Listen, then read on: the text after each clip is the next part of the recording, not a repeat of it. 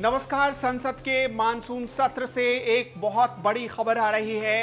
पता ये चला है कि तकरीबन 17 सांसद कोरोना पॉजिटिव पाए गए हैं। 17 में से 12 सांसद बीजेपी के हैं और बाकी दूसरी पार्टियों के। आज कुछ सांसदों को एंट्री नहीं मिली संसद के भीतर।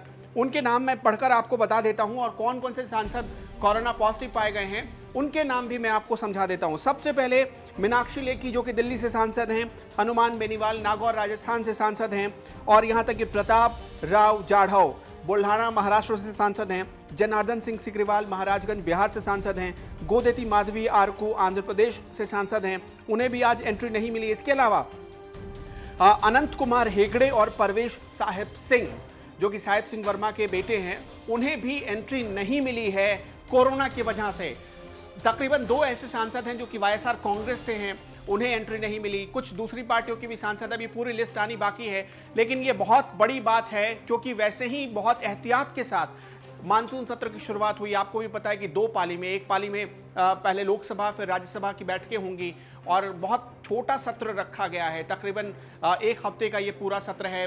जो कार्य दिवस है वो तकरीबन 1 हफ्ते का है और संसद सत्र की अवधि भी बहुत छोटी रखी गई है क्योंकि कोरोना का माहौल चल रहा है। और आपको भी पता है कि अगर कोई सांसद बीमार पड़ जाए, सांसद को बहुत सारे काम करने होते हैं, बहुत लोगों से मीटिंग लेनी होती है, विकास कार्यों पर अधिकारियों से बातचीत करनी होती है, जो सांसद फंड का पैसा है वो कहाँ खर्च हो रहा है, किस तरह खर्च हो रहा है, वो भी देखना होता है। बहुत सारी जिम्मेवारियां होती है एक सांसद को और अपने क्षेत्र में जाना होता है, लोगों से भी मुलाकात करनी होती है।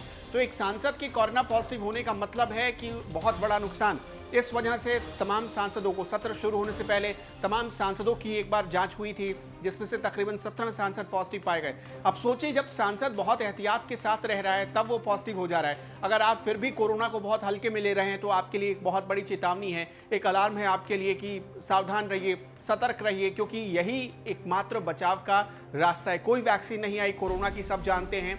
और इस लिहाज से वैसे भी संसद के सत्र में बहुत एहतियात बरती जा रही है। आपने देखा सोशल डिस्टेंसिंग के साथ, आपने ये भी देखा होगा, सोशल डिस्टेंसिंग के साथ तमाम सांसदों को बिठाया गया है। पहले जहां एक बेंच पर 5 से 7 सांसद बैठते थे, अब वहां 2 या 3 सांसद बैठ रहे हैं।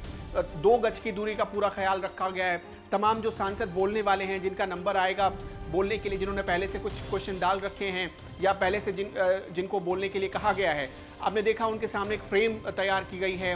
हमने तस्वीरों में देखा भी जब रवि किशन बोल रहे थे और फ्रेम के सामने वो बोल रहे हैं ताकि जब वो बोलते हैं तो बोलने के दौरान उनकी जो बात है या फिर कुछ ऐसी चीज़ें हैं उनके फ्रेम में ही रहे, उनके दायरे में ही रहे।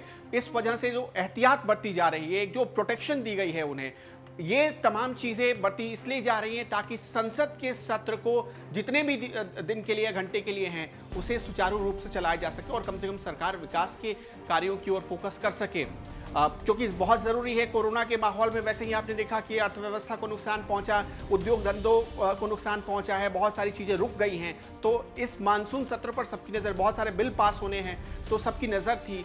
छोटा सा वक्त मिला है, इस छोटे से वक्त का इस्तेमाल सरकार करे, सरकार इसी कोशिश में है। लेकिन अगर कोई सांसद पॉजिटिव पाया जाता है और मान लीजिए कि वो संसद के भीतर चला जाए तो सबको क्वारंटीन करना पड़ सकता है। इसलिए तमाम सांसदों को बाहर कर दिया गया। 17 सांसद ऐसे हैं जिन्हें आज संसद में एंट्री नहीं मिली क्योंकि उनकी रिपोर्ट पॉजिटिव आई थी।